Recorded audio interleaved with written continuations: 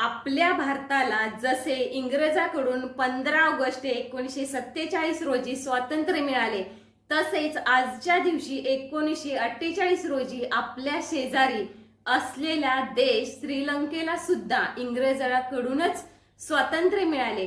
स्वातंत्र्याच्या वेळी श्रीलंकेचे नाव सिलोन होते। 1972 मध्ये या देशाचे नाव बदलून श्रीलंका करण्यात आले।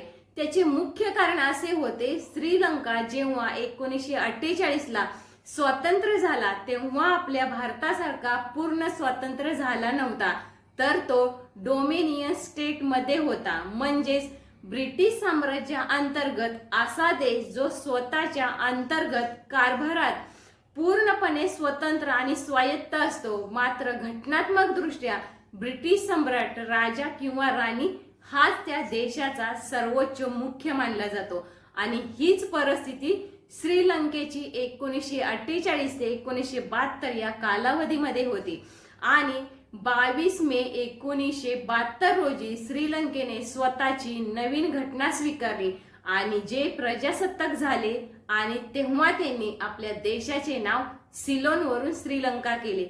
जी राज्यघटना आपण 26 जानेवारी 1950 रोजी स्वीकारली, ती राज्यघटना बनवायला श्रीलंकेला मात्र 22 वर्षाची वाट पाहावी लागली।